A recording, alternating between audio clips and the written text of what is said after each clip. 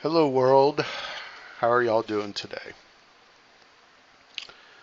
Well, trying to get better about posting, and I just don't have the energy tonight to set up the mic, so I'm going to use my headset for this one. And today we're going to talk about friends. So it's hard just to talk to a blank screen. I'll put myself here so I can look at myself, which is a little unsettling. So today I got a phone call from my friend's wife that he had passed away a couple days ago. And he was a really, really good friend that I've known for, let's do the math, 27 years. So that's a long, long time. And lost touch with him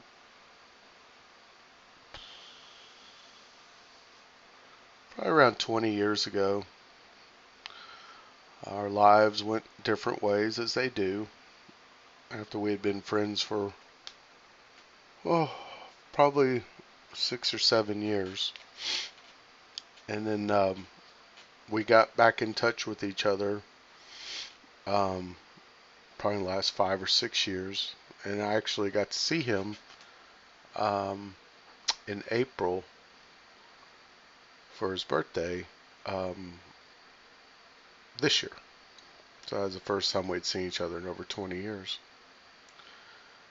And the good thing about it really is true about people that really are your friends is you can go a long, long time without seeing them, and that will happen, and it's okay. That people move, their lives change, they're going through things, but those people that really care about you and have your best interests at heart, they're few and far between, and if you didn't know before, you'll know when you see them or talk to them after a long time, because it's just like nothing really changes. And that's a good thing. That's a good thing. I'll miss my friend a lot. And um, he was struggling with some health issues, obviously.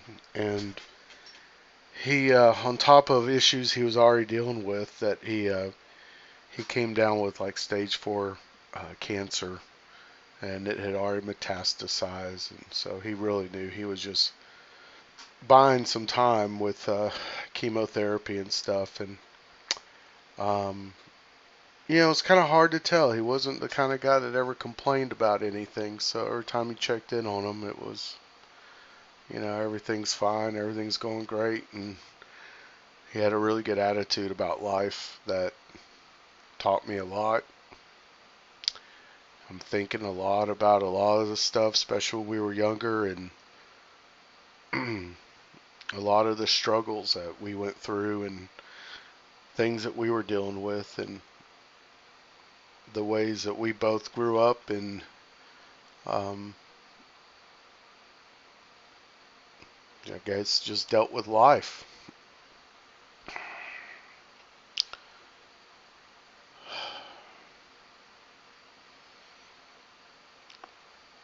And treat your friends well. You know, it's really true. There's nobody on their deathbed that's going to wish they made one more dollar or closed one more deal or spent one more extra hour at work. It's not what's that's not what's going to be remembered about you. Um, Not to say those things aren't important, but they're a means to an end. You know, I think that I've gone through stages of my life where, yeah, I've been hurt, I've been cynical, and um, I've decided to put all my energy into being successful or whatever that means in your mind, usually financial, material. I guess that's what we're talking about is materialism. And I think that's a real problem. I think it exasperates the isolation and the loneliness. You know, in some ways, the technology, even being able to do this podcast, you know, it's my hope that, um, not really that I make money or become famous or anything. As a matter of fact, I mean, I'll take money. You're more welcome to send me money. But I would hate to be, you know, internet famous or YouTube famous or however people put it. I just, that pressure. I mean, it would not take long before, you know, I would just kind of see like the way this Oliver Anthony guy, you know, reacted. There's wisdom there. Um, you just see the target that you become for, you know, what people think you are, or if people don't like what you're saying. It's one of the reasons that I'm only posting on YouTube. I mean, oh gosh, no, not that. Sorry, guys, cough button. Um, Rumble supports free speech, and what they've done with Russell Brand, whether the allegations are true or not, is exactly why I support Rumble. I won't post anywhere else. And if Rumble ever changes, I'll take all my content down. I don't care. Um,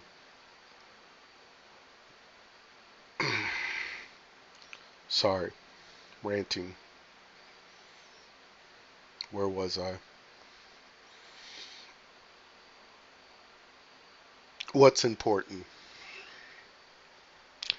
So many people are on here on the internet, and there's nothing wrong with notoriety and even fame.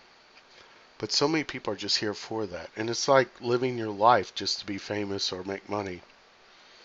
Um, Hollywood is full of miserable people.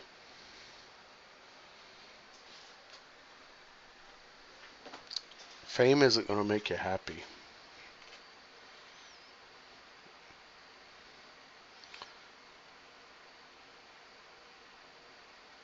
I'm going to be all over the place tonight. Y'all are going to have to bear with me.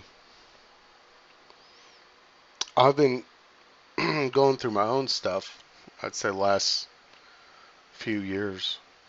Um, I found myself at a place where I had obtained a pretty significant level of success. I built a business that was making really good money. Um, I had put everything into it, and everything in my life just became about my business.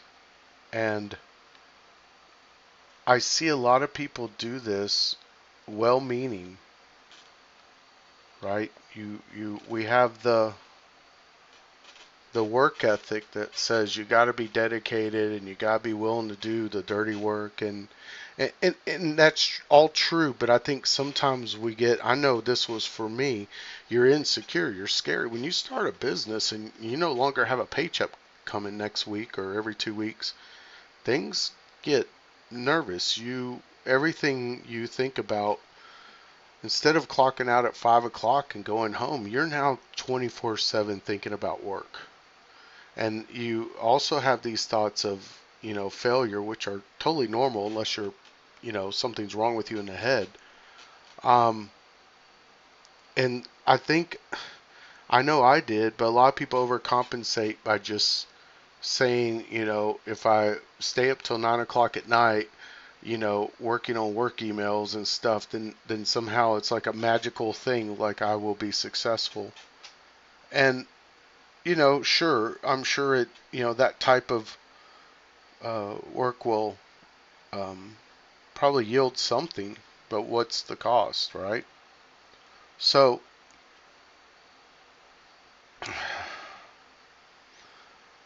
I had to take a step back, and then the pandemic hit. Because let me tell you where I was. I was not healthy. I was not healthy morally, not spiritually, um, not physically. Was having these really bad IBS type symptoms that actually put me in the hospital, and there really wasn't a good diagnosis for it. I mean, I never even got diagnosed with IBS. It was just um, horrible, horrible pain, and just I think it was just a nervous reaction that my body was having to all the stress that I was putting myself under. And I think about the third or fourth time I went to the hospital in a 2 or 3 year period, I started to get it. And and when they say it's lonely at the top, that's true. You know, I saw my friendships and my close relationships break away. Um, you know, I noticed I was treating people very transactionally. Um, it was very hard for me to, if you know, to be honest, like I really didn't feel like I had a close friend. Um, you know, most of the time. So my life had just become unbalanced. So we all got to work. We all got to support ourselves. Nothing wrong with that. But you also got to leave time. And you also got to be willing to take time and invest time in your friends. I don't even call it an investment because an investment, I expect a return. It's more like it's more like just the joy of sharing life and sharing yourself. And that might be, you know, it's not just helping a friend and being there for them. I know people that are like that. They'll they'll drop everything they're doing to help you, but they'll never share like what they feel, or they're never, you know, telling. Now I've probably been like that myself too. Sometimes we're all a little different. We take time to warm up, and you gotta be patient. You know, or sometimes it just never clicks. But a few months ago, maybe a couple months ago, I was I had something really weird happen. So there's a place that I go, and my friends go there, and we like to have a few drinks. And they got cheap beer and chicken wings and pool tables, and you know, it's a hangout spot. And you know, after a while, you get to know everybody, you know, kind of the regulars, and then you become a regular, even though try not to live in the dang become a barfly, but I admit I've become a regular at this place. So I come in, they already know what to pour me. Um, and you know, I went through a very rough time about 3 years ago, and I kind of felt the temptation to resort back into kind of where I was um, before the pandemic. I was hurt, and you know, you just don't want to. You know, it's hard. It's hard to open up to people when you've been hurt like that and betrayed. And I've spent the last couple years, and it's really been. I really got some of the closest friends, and I'm probably the happiest I've ever been in my life for the last couple of years. And it's not because I'm making the most money, or I have the nicest place, or the best car, or even the prettiest girlfriend I've ever had, but it's because of the friendships that I have. And you know, I really had to make a decision, and I even got some help. I had a doctor, and I had used this particular SSRI before, Zoloft, and everybody's got to make their own decisions, and everybody's different. And I used it for a year, and that got me back out there making friends, and then I was able to get off of it. And here I am. Going back to my story. I'm sorry. I want this to be raw and unfiltered, so it's kind of why I'm going all over the place. But anyways, a few months ago, I'm in this bar, and there was a guy that was kind of a regular. He's not there all the time, but I'd actually seen him a couple nights before. And we talked like it was casual. Like we were both kind of talking to the same person. Kind of one of those things where that person was kind of a buffer. Like they knew him and this person knew me, and so kind of the three of us just chatted for not long, maybe just 20, 30 minutes. Um, I didn't think anything of it. Wasn't like we were trying to be best friends or anything like that. So a couple days later, I'm again at this bar, probably stuffing my face with hot wings or something. Um, and he comes and sits next to me. Okay, and offers to buy me a shot. And I said, okay, yeah, sure. I'm not going to turn down a free drink. And he all of a suddenly, and this guy's kind of a tough guy. He's not a, um, he's not one of these like real, flaky kind of, oversensitive types. I would say if anything, he's a little on the, he could probably be a little bit of a brute. Let's put it that way.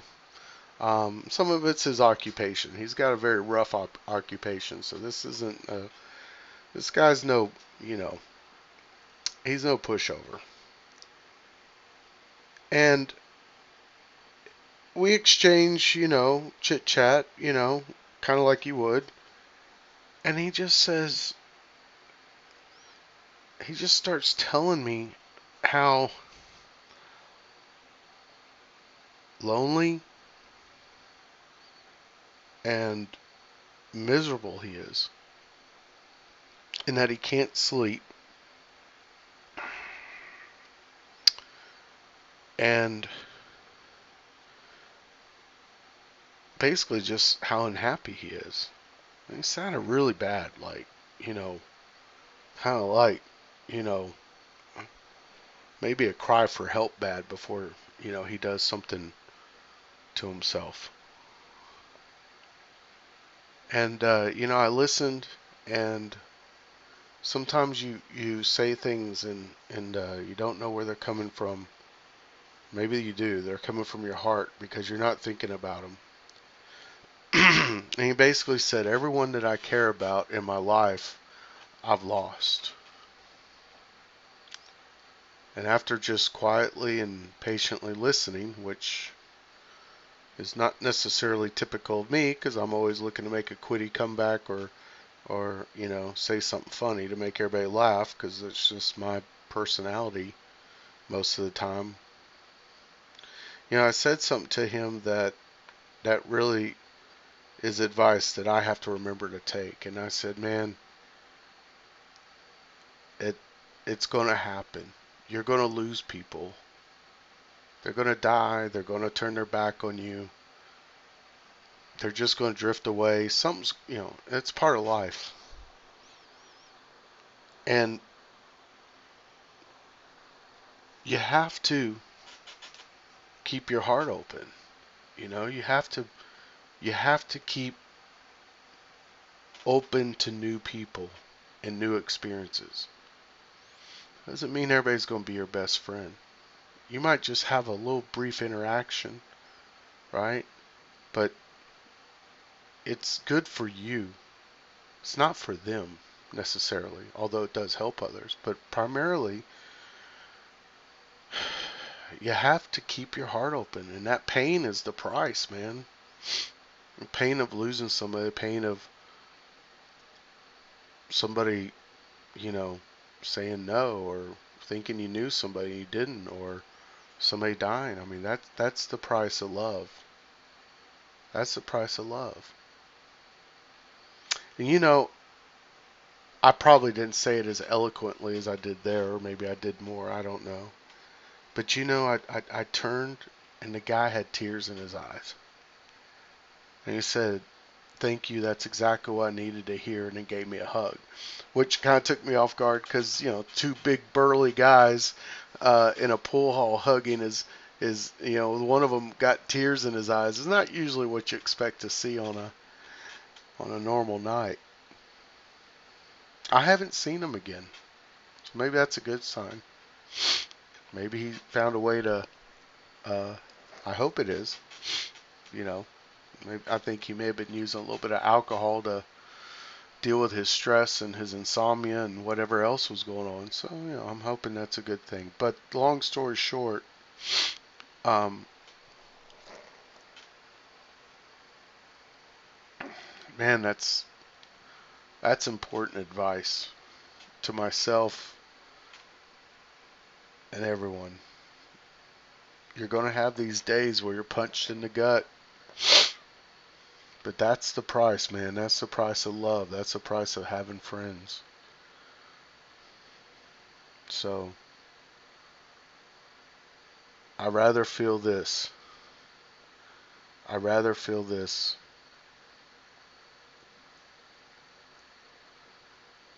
than nothing. I spend about an hour talking to my friend's wife, who I met for the first time in April when I went down there to see him. And,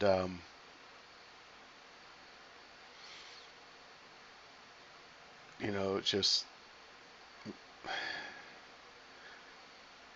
so many good memories.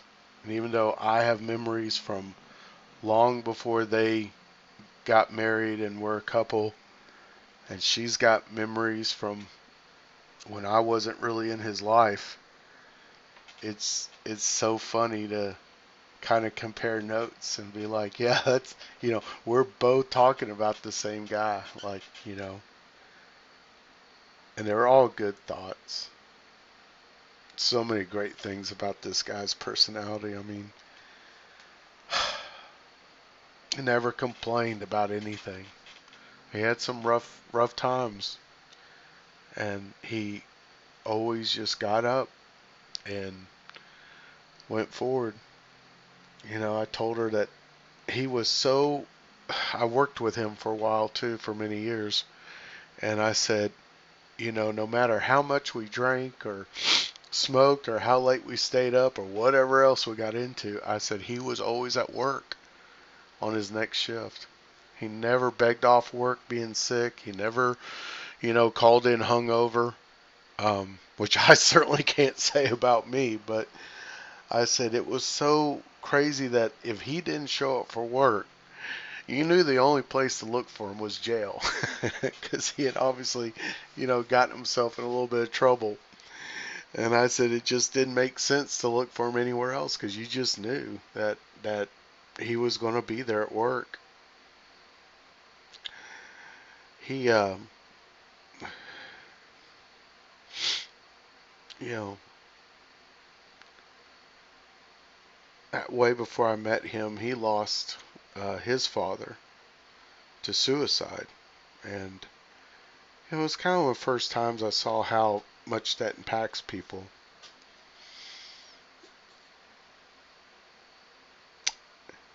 I'm sure he had his rough days, right, where he wondered where it was all going. And if you ever look at what happens when a parent commits suicide, it greatly impacts the children. It increases the chances of them dying of suicide by, I think, 50%. It's not good. But he figured it out somewhere along the line too, that you got to keep your heart open. And I saw him take some gut punches. I saw him lose people, a lot of people. I guess that's maybe what I took from him. Just keep going. Keep on going.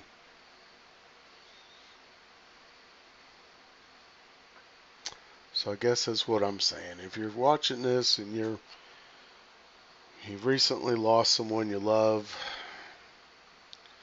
whether they died, or they left you, or they just don't want to be your friend anymore, keep that heart open. It's worth it. I'm sad tonight. I can't not be sad. But I have some awesome memories, and you know, to get to be able to see the man that he became, and hear his wife say that the happiest 7 years of her life just ended this week. I mean, the things she said. We'd all be lucky if somebody says anything half as good what she said about him today. She said there was never a day in 7 years that she didn't feel loved. What a compliment. What a big time compliment. We should all be so lucky. We should all be so lucky and fortunate to be with someone that made us feel that way, but to also be spoken of that way. So, sorry for the allergies, but this is life. This is where I am today, and I started this as ideally as kind of a question and answer format where people could ask questions and get answers from a quirky Uncle Jonathan. So I feel like somebody out there is probably looking around the internet and wondering how do you deal with loss? How do you deal with this? How do you deal with the hurt that comes? It's one day at a time. And, as you get older, this ain't the first time, and this won't be the last time that I'm going to lose somebody I get hurt. And right now, I literally, like I was telling his wife, you just want to mourn, you just want to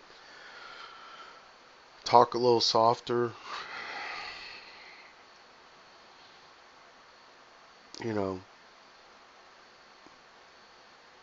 turn down the TV a little bit. Don't feel like necessarily going out, cranking up the music and the good times. But you won't always feel that way. I won't always feel that way. But I feel that way tonight, and it's okay. And I might feel that way tomorrow. I might feel that way for a couple of days. That's fine. And it's also fine when you stop feeling that way, or when I stop feeling that way.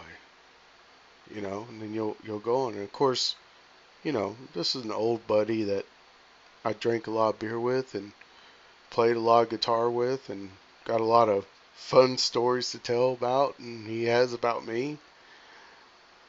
But I know some of y'all are going through something bigger and deeper, right? You're losing a spouse. You're going through a divorce, right? And I wouldn't try to put what I'm going through today on the same level as that. It's not. But feelings are feelings, and hurt is hurt. And, the process is the same. And just be kind to yourself. Allow yourself to I cried today like I hadn't cried in a long, long time.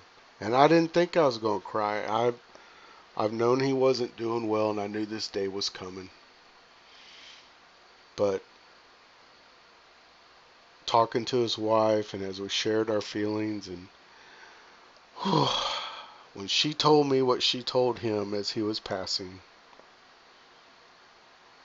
and I'll keep that private.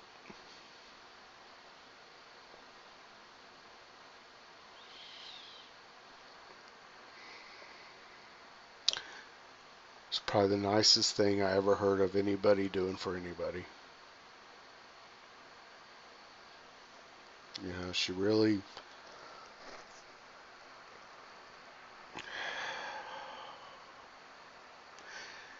when you know somebody, you know what's important to them. And,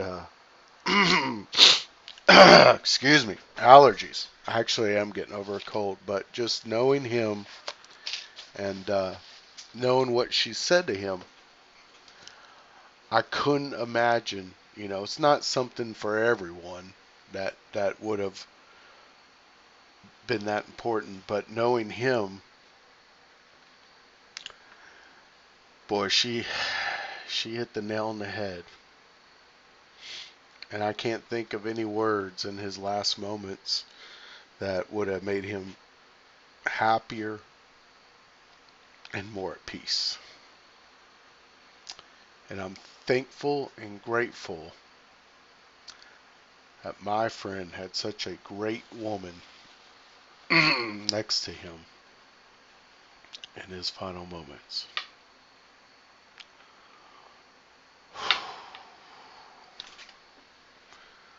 Friends, life doesn't mean a lot without them. Treat the ones you got well. Treat everyone well as you can. You never know. I met him. I never expected him to be a great friend. And you just don't know who you're going to meet tomorrow or today. And keep that heart open. Don't be afraid of the pain. So what you're going to get is much, much better. And even the pain is good. I'm hurting for a good reason today.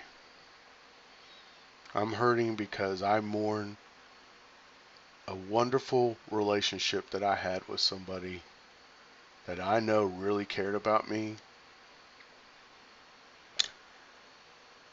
And I really cared about him. And to know that that was there under all the fun times that we had,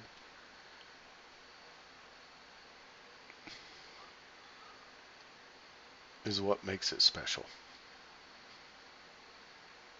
So don't forget that. All right.